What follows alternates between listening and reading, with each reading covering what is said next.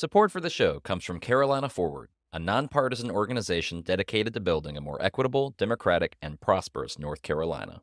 You can learn more about their vision and values at carolinaforward.org. North Carolina State Highway Patrol. What cigarette do you smoke, Doctor? A contributing factor to our juvenile delinquency of today. Rock and roll has got to go. And welcome back to the Hometown Holler.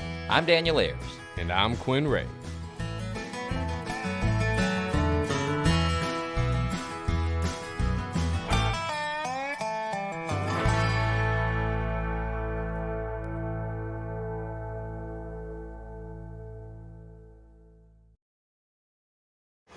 Well, hey, man.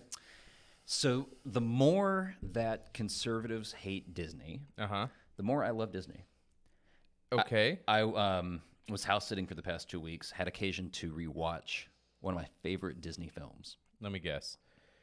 Disney films, I just want one clue. Is it 1990s Disney? Or is it... Yeah, I think it's 90s. Okay, I'm going to get... One of my earliest memories is going to my cousin's birthday party, whose their theme was this movie. And I think that was like 99, 2000-ish. Whoa. So now I'm out of it. So I wasn't going to go Lion King at first, but that's definitely not it. I do love Lion King. So, which is Hamlet, by the way. It's just Hamlet with lions. It's like the exact same story. Of course you would know that. Anyway. Yeah, Disney's a pretty big thing in our house. But anyway, what is your 2000 Disney favorite movie? Mulan. Oh, that's a great one. Yeah, you like Mulan? I do. Yeah. That was what I was guessing in my head. Well, I love Mulan, and Because Christina Aguilera. Yeah, and I think Donny Osmond does like the male vocals. He does. And the least sexist character in that movie is the villain. The entire movie, Mulan is being diminished by the people that we're supposedly supposed to cheer for. Mm-hmm. And at the end of the movie, when she has a showdown with the villain, I mean, like throughout the movie, whenever Mulan's gender is revealed, the Hans. Yeah, there's always this like disappointment. But when she meets Sean Hugh, like in the very end, he's not like, "Oh my gosh, I can't believe I'm fighting a woman." He's just like the soldier from the mountain. Kind of respect that. And so you just house sat and watched Mulan? Yeah, and I also saw. If you haven't watched the live action Mulan, no, I haven't seen that that one's one. pretty fun. Is it good? It's a little bit more PG-13. Yeah. Well, I'm not ready for that yet. I'm still on the G. I understand. Well, that being said, let's get down to business. Yes. That was good, right? Yes, it was. Okay, well, friends of the Holler, today we have an exceptional guest joining us. We have Justice Allison Riggs, the youngest justice ever on the NC Supreme Court. She holds 3 degrees from the University of Florida, a bachelor's, a master's, and a Juris Doctor.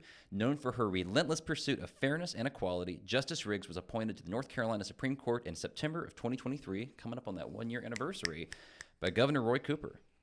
Before her appointment, she served on the North Carolina Court of Appeals and was the co-executive director for programs and chief counsel for voting rights at the Southern Coalition for Social Justice.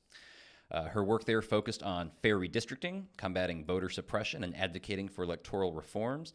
Justice Riggs has a notable record of litigating major redistricting cases nationwide, including before the U.S. Supreme Court. Oh, that's impressive. Today, she joins us to share her journey, insights, and discuss her re-election campaign. Justice Riggs, Allison, welcome to the Hometown Holler. Hey. Thank you. So great to be here. And thank you for coming. You came from Raleigh at the end of a very busy workday, so we are doubly grateful for you making the trek all the way to Alamance County, North by God, Carolina, to chat with us. That's right. Well, I'll kick things off.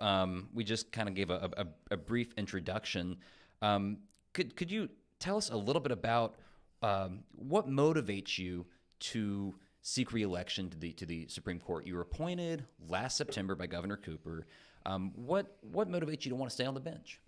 So what motivates me to go through the rigors of a statewide election, particularly as a judicial candidate, is what motivated me to leave my previous employment. I had the same job for over 14 years. That's not so common anymore. Yeah, no, not at all. And I loved my work. I loved partnering with historically underserved communities to support them as they fought for their own social, political, and economic rights. And over the course of my legal career, I recognized how ill-served my clients and partners were when judges were ideologues and refused to listen to the claims that we brought to court. So the reason I stepped up to serve was I recognized the massive shift in our courts after the November 22 election. I had a bit of a come to Jesus moment that morning Sure. after, and really started to grapple with what could I do to change this trend, and what could I do to help make sure not that I knew how every judge was going to vote, but that I knew that every judge was going to treat me and my clients with dignity and respect when we walked into the courtroom, that each judge was going to consider the arguments open-mindedly, and that ultimately the court system, the judicial system, criminal and civil, was one that played its role, was a check and balance for the other branches of government, but an independent and important branch of government. And that's why in the last year and a half, I have been traveling this very large but incredibly beautiful state. My husband and I had not been very long married by that time, so we have spent the majority of our marriage in this campaign. In the car. Yeah. A lot of car time, and that's why I'm seeking to keep my seat. Well, first of all, props to your husband. I mean, it's tough to run for a statewide office.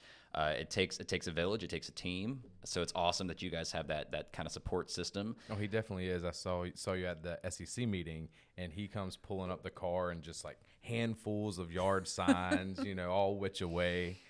I won the husband lottery, absolutely, and he wants the North Carolina that I want, that I think you want, that I think a majority of North Carolinians want. Well, let's talk about that. You prior to becoming a justice, you specialized in voting rights, civil rights. How does that influence your vision for our state as somebody who is really one of the few people in the halls of power? Yeah. So in my time practicing civil rights work, and I did end up sort of focusing more heavily on voting rights, but when I started, I was a generalist. I did environmental justice work, some criminal work, a lot of economic justice work, and the demand for voting rights work increased after Republicans took over a lot of Southern legislatures in the 2010 election, and then even more after the United States Supreme Court gutted the Voting Rights Act in 2013. But there's so many different problems in our judicial system and our political system more broadly. And I believe for as many things as our founders didn't get right, I was not a full citizen in the founders' minds. I couldn't vote. But yet, there were some things that are very right. The idea that our Constitution exists to protect the politically unpopular from the excesses and power of the politically elected. Tyranny of the majority. That's right. And the idea that you need different branches of government with different roles, but that they serve a complementary purpose if used right. So there's a lot of folks who think that courts shouldn't exercise much power when it comes to enforcing constitutional rights. That we are a subordinate branch and should be rubber stamping everything that comes in front of us. Well, that's interesting because when I taught civics, I mean, most folks by that point, it was like 10th and 11th graders in high school. They knew the three branches. The ones who were real nerds knew that the broader functions, but commonly conceived of the judicial branch as being subordinate, as being kind of the quote-unquote weaker of the three, and the executive, the governor, the president. Because they're not making policy. Right, yeah. And it's always, I think it's also the one that most people just hear the least about. It is 100% the least seen branch of government, and that's on us as judges. So, you know, it's commonly understood that the judiciary is the least political branch. I think that really depends on how you appoint or elect judges. I don't think that holds true in partisan elections with very few campaign finance restrictions. But I think we have a lot of work to do to get people to understand what the role of the judiciary is and where the power is. But you're exactly right. When people think of government, they think of policymakers. And it is a challenge to explain to people across the state, across the country, that our power isn't in policymaking. We don't make the policy, and it's not our job to make policy. But some still make policy behind the bench. There is that. I find it ironic that the accusations of judicial activism are frequently coming from the people who celebrate judicial activism in a different vein. But ultimately, our duty to uphold and enforce the Constitution, even against other branches of government, the other two, that's an enormous power, a huge responsibility. And it goes back to what is so right about our foundational documents in this state and in this country, that a balance of power spread out across the different branches protects people. And ultimately, if we are not an independent and important branch of government who takes very seriously our duty to stand tall no matter what the executive or the legislative branch does, then we're contributing to diminishing the power and the understanding of the importance of our courts. That makes sense.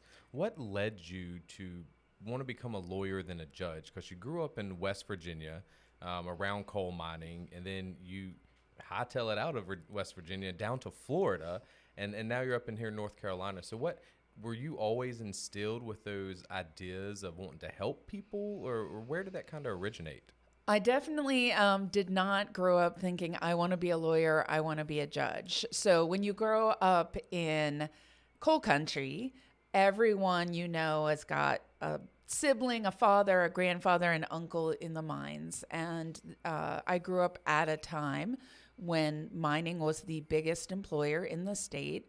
And we celebrated the work that miners collectively did to protect each other, to create safe working places, to create jobs that were good for the economy of the state, but also were safe, or as safe as possible. It's dangerous work, but as safe as possible for the people doing it. And I saw all around me that people who worked hard could send their kids to school and create more opportunities for the next generation. So there was this understanding of collective power that informed me growing up. I thought I wanted to be a scientist. I was a microbiology major. I was also the oldest of 4 kids, and my dad told us that he expected us to make our own way, and there's some bootstrap analogies, but you showed him. He thought it was character building if we found our own way through school. So all 4 of his kids ended up getting full scholarships to universities. Wow. And I went to the University of Florida. Back then, Florida valued higher education, and they were recruiting National Merit Scholars to come study there. Oh, so you had a good time. You got to enjoy the Tim Tebow years and the National Basketball Championships. I was in Gainesville only because I was a nerd and stuck around for some further education, but I was in Gainesville for 2 basketball and 2 football national championships. But I worked in labs throughout college. I thought I wanted to be a scientist, and realized neurotoxicology labs. So I was Wow. really, I was studying the impact of different recreational I was drugs. gonna say drugs, on- right? And that's just Making some MDMA over here. yeah, right. We were dosing rats and mice with different levels of MDMA to understand the effect it had on brains. And that wasn't And fun man, enough. it has some effects. It I'll has- tell you, not by firsthand experience. It I'm has lying. some effect, but I think I decided I needed a bigger playground. Yeah. A lab can be. I liked the work. I found it intellectually stimulating, but a lab is small, constrained, and I'm a bit more of a people person. So I had been. I had a history minor and had done some studying on the history of science, and I thought I would go to grad school and chase my PhD in history with a focus on the history of science because of my background. I studied in particular the history of biology and botany, how scientific thinking shifted as part of the British Empire, Yeah. and wrote a master's Man. thesis. Such a nerd. Oh, I'm I loving mean, this though. I know. wrote my master's thesis on why the British drink tea, in part because a coffee rust, which is a fungus, devastated coffee plantations in Sri Lanka, then Ceylon. What a factoid. I love That's it. super cool. It was really fun. But again, it wasn't quite the right fit. I was looking for something that Were you politically engaged at the time? I was in Florida during the 2000 election. The hanging chad. It was the first presidential election that I voted in. And I think it's impossible to be in Florida in that moment and not look around and see, that it Right. matters. So I would say my political awareness was growing over time. But yes, so I'd worked with the local party and some college groups and whatnot. But even when I went to law school, I still didn't know exactly what I wanted to do. I thought I wanted to be an environmental lawyer because I had this solid science background. I understood, agriculture and how, policy and systems of thinking and power affected this key piece of industry. And my first day in law school, I was going to meetings trying to make friends. I think that's, what a lot of people do the first day in any new school. And I went to a informational session on a restoration of civil rights clinic. And I kid you not, the professor who ran the clinic was there, and there were 2 other students, and I was one of them. And the other one left midway through. So the professor was telling us that she'd been doing this work to help people apply to have their civil rights restored after a felony conviction. And that it wasn't one that was for class credit, so she wasn't being paid to do this work, and her student coordinator had just graduated. So essentially what she was saying, I need someone to help me with a lot of logistics. Pick me. A lot of grunt work. Well, so it turns out I have this perhaps troubling tendency of saying, well, I can try. I can do it. So that's what happened. She was telling me about how burdensome and scary the administrative process was in being an individual without an attorney trying to get the Florida Board of Executive Clemency to restore your civil rights. And I thought this was about voting. I thought people wanted the right to vote, and I wanted them to have the right to vote. And then I started doing this work, and I realized that was a very small piece of it.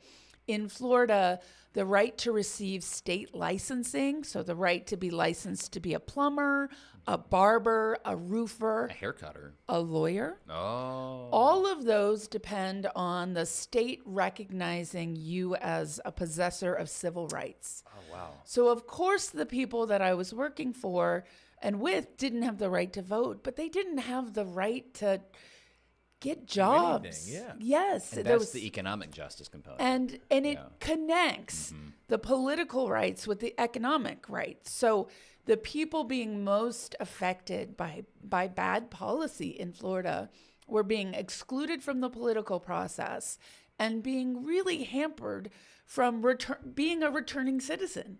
You know, we cast a lot of aspersions about recidivism. I think we as a society have to ask ourselves, are we helping people get their life back on track, or are we condemning them to be defined by the worst mistake they ever made? And so I started doing this work. I was the only student. By the time I was done, we were doing monthly clinics. I think we had somewhere around 40 student volunteers. We were canvassing and doing radio shows to advertise this service that the law school was offering to people in the community, and helping people compile packages, letters of recommendation, documentation. And the next thing you know, you're up here in North Carolina working with Anita Earls and arguing in front of the Supreme Court. Well, it turns out that work I was doing is what I now know is called community lawyering. It's a recognition that the lawyers have a lot of power and the legal processes, folks need help navigating them. But you also have to reach people where they are with a message about what they can do to take power back, own their power. And so I did meet Anita Earls when I was interning in North Carolina during law school. My sister went to NC State. My brother went to Duke for graduate school. So I started visiting the area, and I was like, I like this place. I want to be near family. Florida was getting a little rough.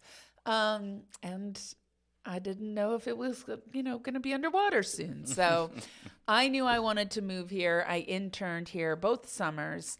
And my second summer, I met Anita Earls, who had just started an organization called the Southern Coalition for Social Justice. And it was a community lawyering organization.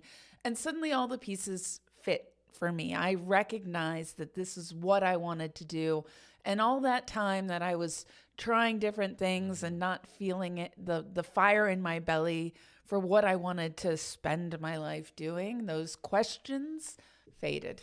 I love it when people have biographies that zig and zag. Yes. And you start off in cake decorating and end up in a morgue, working doing autopsies. Like when weird thing. I mean, well, like we had Satana on. Yes. Satana, and she was talking about how like when she's done with being the Durham County DA, she wants to be an undertaker. And it's like, whoa, like where did that come from? And for really wholesome reasons.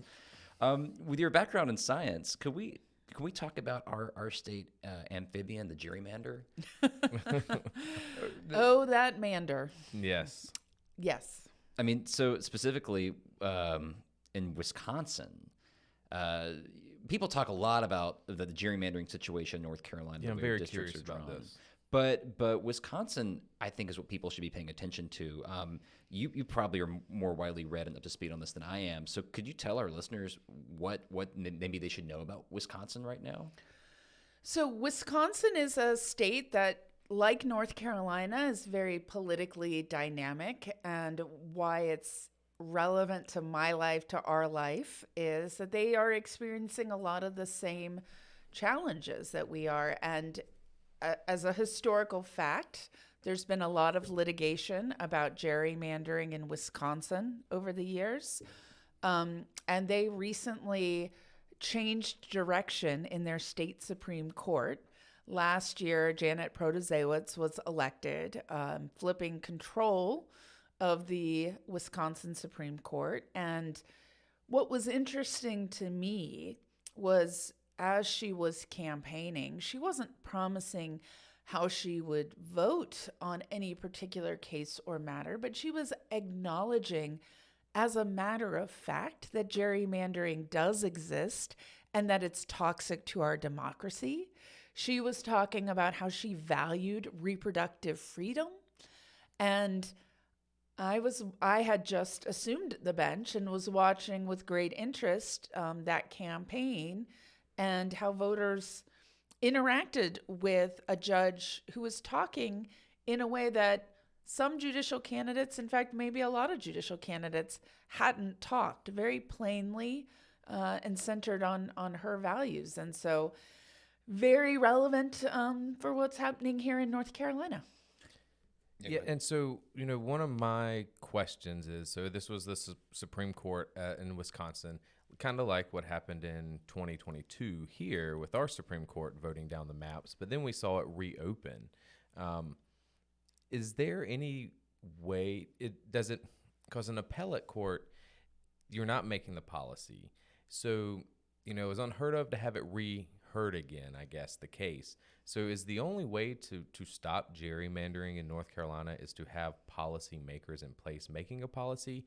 Or could it possibly be a thing where somebody brings it to the appellate court and finds the law, describes the law in such a way where you rule that, yes, we can't rehear a case or we can't do X? Because my concern is Wisconsin, we're championing it now, but it could flip in 2 years. And likewise here in North Carolina. So what you're asking then, so what you're saying is that, like in North Carolina, we had these maps that were thrown out. Yep. And then Supreme Court, having thrown out the maps, brings them back.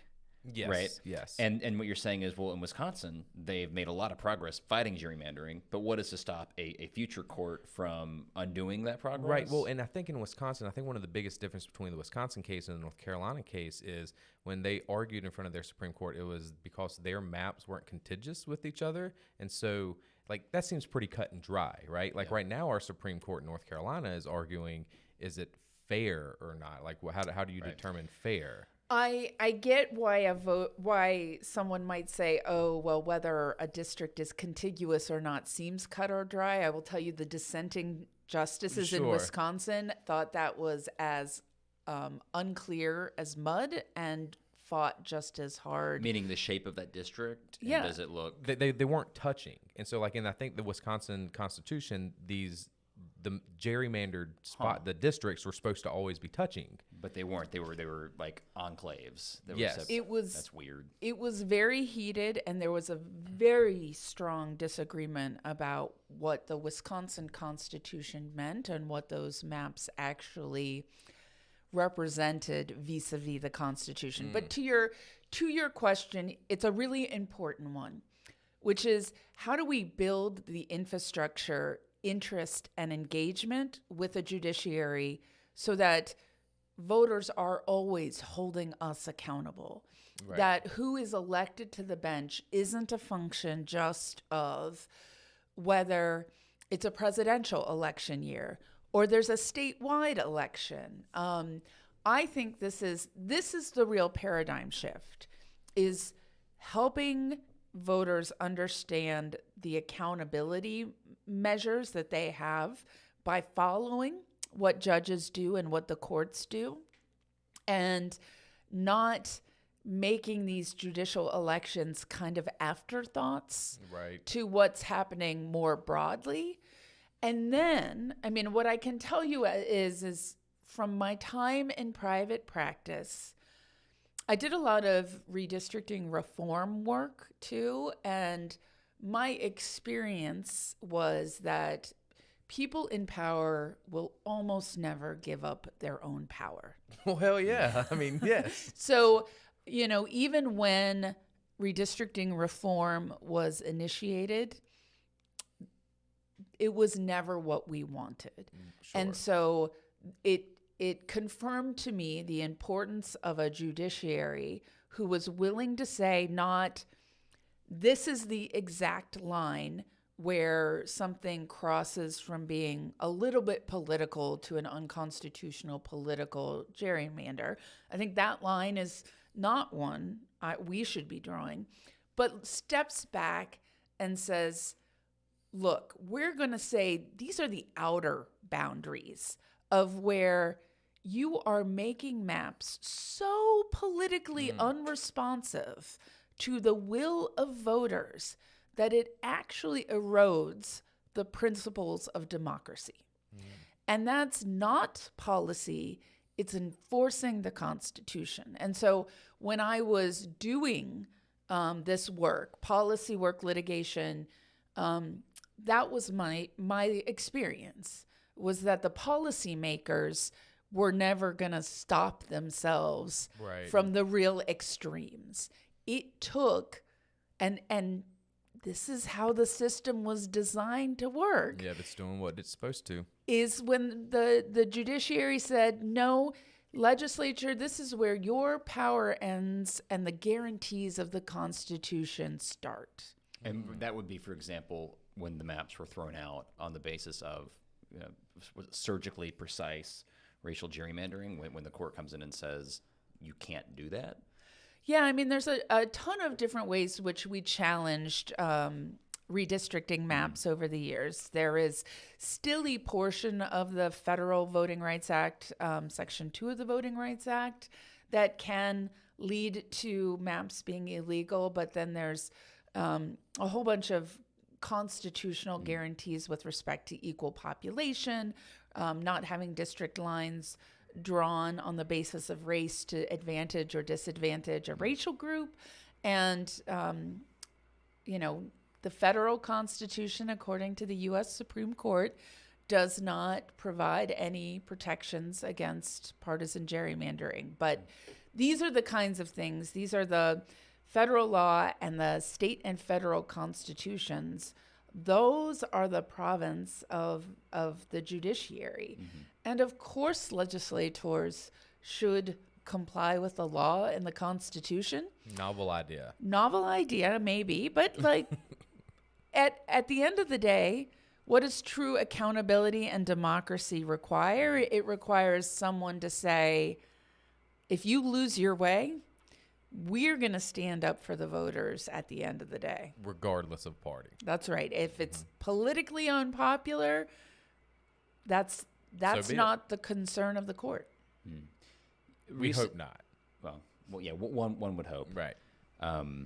Recently on your social media, you've done a series of, I think, exceptionally vulnerable videos connecting not just with voters, but folks across the country who follow you and sharing your story, your connection to an issue that I think a lot of folks are thinking about right now, which is bodily autonomy. Could you, for folks who haven't seen those videos, I'm not going to ask you to recap the whole thing or do it here, but could you kind of tell folks what that's about for you? Yeah, so Monday was the second anniversary of the United States Supreme Court decision in Dobbs v. Jackson Women's Health Organization. It was the decision in which the United States Supreme Court overruled Roe v. Wade and said it was no longer the law of the land. And that was June 25th. Well, and just I'm thinking right now, that goes back to the whole people rail against activist judges. What is more activist than overturning decades, generational precedent? 50 years of precedent upon which the court based its recognition of women's right to birth control, to access birth control, the right to marriage equality, the right to be free from the state criminalizing same-sex relationships. So it was a foundational decision. And now we're talking about IVF, right? And now in a post-Roe v. Wade world, folks like President Donald Trump and the folks on the United States Supreme Court said, well, we're going to leave this issue to the states. So what that meant was that states were able to change their laws, to make laws, and so long as they complied with state constitutions or federal law, but we have not a ton of codified law on that front, that it was up to the states. And so now, really in the last 6 months, we're seeing that fight end up in state Supreme Courts. The Alabama Supreme Court recently said that as a matter of law in Alabama, life begins at conception. And if a healthcare provider drops a test tube with the cells that are being used for IVF treatment, that they can be held liable for wrongful death. That is some of the dumbest shit I have ever heard. Sorry.